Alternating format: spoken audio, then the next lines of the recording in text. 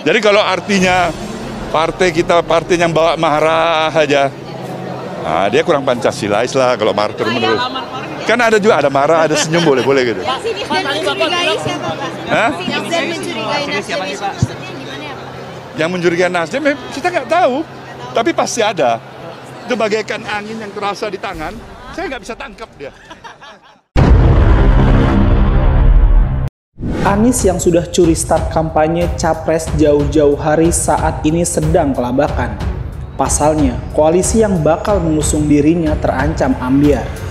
Maklum saja, koalisi perubahan itu tidak dibentuk oleh visi kebangsaan, tetapi visi kepentingan partai belaka.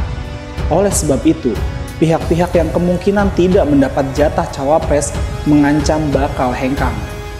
Dalam beberapa waktu terakhir, terdapat pergeseran dinamika politik yang cukup mengejutkan terkait koalisi perubahan yang mengusung Anies Baswedan sebagai capres. 3 partai yang rencananya mau mengusung Anies mulai meragukan terbentuknya koalisi perubahan. Partai Demokrat sudah mengancam bakal tarik diri jika cawapres Anies tidak kunjung dimunculkan. Maksudnya, mereka menarik diri kalau cawapresnya bukan AHY.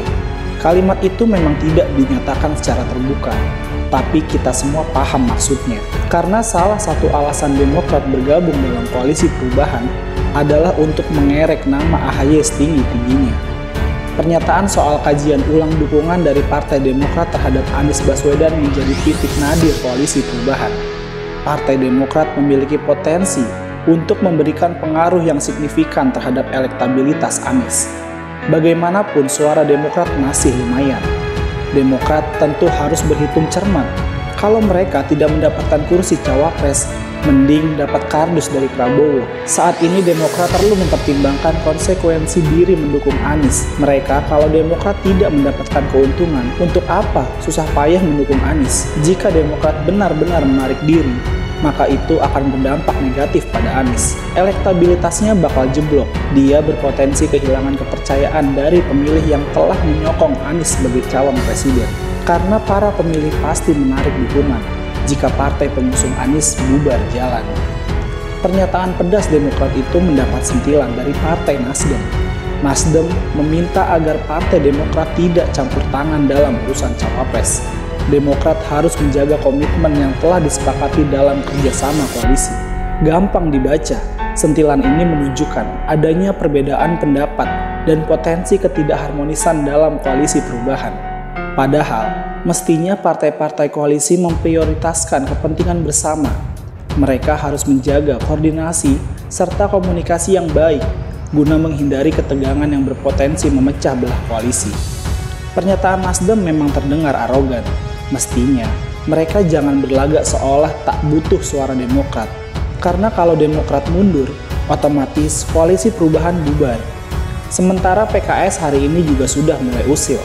Mereka meminta koalisi perubahan mengambil 2 langkah supaya tidak ketinggalan. Maksud PKS tentu tidak jauh beda dari Demokrat. Mereka meminta kejelasan soal nama cawapres Anies. Sebab, jika PKS tidak mendapatkan tempat dalam koalisi perubahan, mungkin sekali mereka balik arah dukung Prabowo. Karena di masa lalu, keduanya sudah ada sejarah.